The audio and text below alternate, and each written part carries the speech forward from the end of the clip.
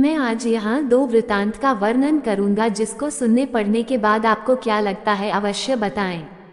खैर मैं भी तो भूत प्रेत को नहीं मानता, पर कभी कभी कुछ ऐसी घटनाएं घट जाती हैं कि भूत प्रेत के अस्तित्व को नकारना बनावटी लगता है। बात कोई 15-16 साल पहले की है। मैं जिस जगह पर काम करता था वहीं पास में एक फ्लैट किराए पर लिया था। इस फ्लैट में मैं अकेले रहता था, हाँ, पर कभी कभी कोई मित्र संबंधी आदि भी आते रहते थे। इस फ्लैट में एक बड़ा सा हॉल था और इसी हॉल से संबंध एक बाथरूम और रसोई घर। एक छोटे से परिवार के लिए यह फ्लैट बहुत ही अच्छा था और सबसे खास बात इस फ्लैट की यह थी कि यह पूरी तरह से खुला खुला था। मैं आपको बता दूं कि इस फ्लैट का हॉल बहुत बड़ा था और इसके पिछले छोर पर शीशे जड़ित दरवाजे लगे थे जिसे आप आसानी से खोल सकते थे। पर मैं इस हॉल के पिछले भाग को बहुत कम ही खोलता था, क्योंकि कभी कभी भूलवश अगर यह खुला रह गया तो बंदर आदि आसानी से घर में आ जाते थे और बहुत सारा सामान इधर उधर कर देते हैं।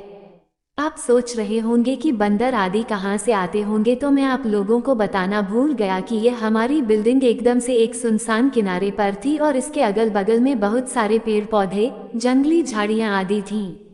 अपने फ्लैट में से नीचे झांकने पर सांप आदि जानवरों के दर्शन आम बात थी। एक दिन शाम के समय मेरे गांव का ही एक लड़का जो उसी शहर में किसी दूसरी कंपनी में काम करता था, मुझसे मिलने आया।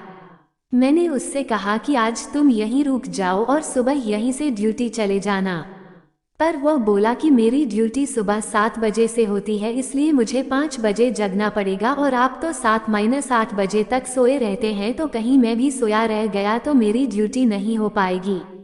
इस पर मैंने कहा कि कोई बात नहीं, एक काम करते हैं, 4 बजे सुबह का अलार्म लगा देते हैं और तुम जल्दी से जगकर अपने लिए टिफिन भी बना लेना, पर हाँ एक काम करना, मुझे मत जगाना। इसके बाद वह रहने को तैयार हो गया। रात को खा पीकर लगभग 11:30 तक हम लोग सो गए।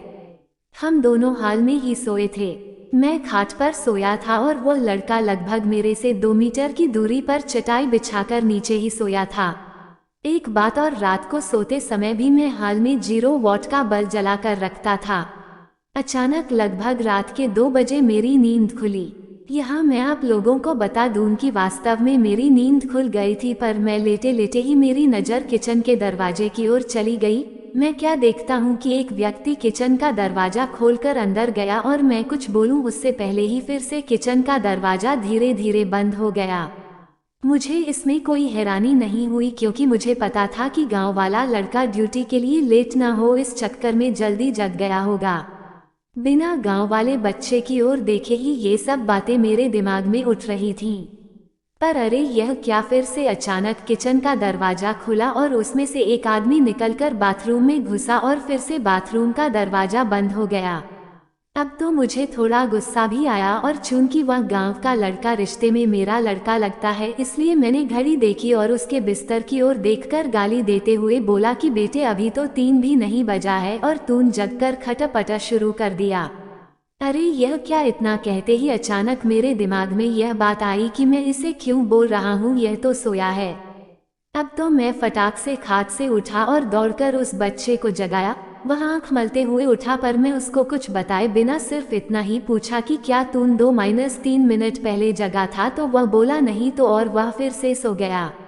अब मेरे समझ में कुछ भी नहीं आ रहा था। मैंने हाल में लगे ट्यूब को भी जला दिया था। अब पूरे हाल में पूरा प्रकाश था और मेरी नजरें अब कभी बाथरूम के दरवाजे पर तो कभी किचन के दरवाजे पर थी, पर किचन और बाथरूम के दरवाजे अब पूरी तरह से बंद थे। अब मैं हिम्मत करके उठा और धीरे से जाकर बाथरूम का दरवाजा खोला। बाथरूम छोटा था और उसमें कोई नहीं दिखा। इसके बाद मैं किचन का दरवाजा खोला और उसमें भी लगे बल्ब को जला दिया, पर वहां भी कोई नहीं था। अब मैं क्या करूं? नींद भी एकदम से उड़ चुकी थी। इस घटना का जिक्र मैंने किसी से नहीं किया। मुझे लगा यह मेरा वहम था और अगर किसी को बताऊंगा तो कोई मेरे रूम में भी शायद आने में डरने लगे। इस घटना को बीते लगभग 1 महीने हो गए थे और रात को फिर कभी मुझे ऐसा अनुभव नहीं हुआ। एक दिन मेरे गांव के 2 लोग हमारे पास आए। उनमें से एक को विदेश जाना था और दूसरा उनको छोड़ने आया था। वे लोग रात को मेरे यहाँ ही रुके थे और उस रात मैं अपने एक रिश्तेदार से मिलने चला गया था और रात को वापस नहीं आया। सुबह सुबह जब मैं अपने रूम पर पहुंचा तो वे दोनों लोग तैयार होकर बैठे थे और मेरा ही इंतजार कर रहे थे। ऐसा लग रहा था कि वे बहुत ही डरे हुए और उदास हों। मेरे आते ही वे लोग बोल पड़े कि अब हम लोग जा रहे हैं। मैंने उन लोगों से पूछा कि फ्लाइट तो कल है, तो आज की रात आप लोग कहाँ ठहरेंगे।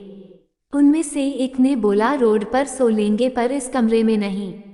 अरे अब अचानक मुझे 1 महीना पहले घटित घटना याद आ गई। मैंने सोचा तो क्या इन लोगों ने भी इस फ्लैट में किसी अजनबी आत्मा को देखा। मैंने उन लोगों से पूछा कि आखिर बात क्या हुई, तो उनमें से एक ने कहा कि रात को कोई व्यक्ति आकर मुझे जगाया और बोला कि कंपनी में चलते हैं। मेरा बस वहीं छूट गया है। फिर मैं थोड़ा डर गया और इसको भी जगा दिया। इसने भी उस व्यक्ति को देखा। वह देखने में एकदम सीधा साधा लग रहा था और शालीन भी। हम लोग एकदम डर गए थे क्योंकि हमें वो व्यक्ति इसके बाद किचन में जाता हुआ दिखाई दिया था और उसके बाद फिर कभी किचन से बाहर नहीं निकला और हम लोगों का डर के मारे बुरा हाल था। हम लोग रात भर बैठकर हनुमान का नाम जपते रहे और उस किचन के दरवाजे की ओर टकटकी लगाकर देखते रहे, पर सुबह हो गई है और वह आदमी अभी तक किचन से बाहर नहीं निकला है। अब तो मैं भी थोड़ा डर गया और उन दोनों को साथ लेकर तेजी से किचन का दरवाजा खोला, पर किचन में तो कोई नहीं था। हाँ, पर किचन में गौर से छानबीन करने के बाद हमने पाया कि कुछ तो गड़बड़ है। जी हाँ, दरअसल फ्रिज खोलने के बाद हमने देखा कि फ्रिज में लगभग जो 1 किलो टमाटर रखे हुए थे वे गायब थे और टमाटर के कुछ बीज, रस आदि वहीं नीचे गिरे हुए थे और इसके साथ ही किचन में एक अजीब गंध फैली हुई थी। खैर पता नहीं यह हम लोगों को वहम था या वास्तव में कोई आत्मा हमारे रूम में आई थी। मैंने इससे छुटकारा पाने के लिए उस फ्लैट को ही चेंज कर दिया और दूसरे बिल्डिंग में आकर रहने लगे।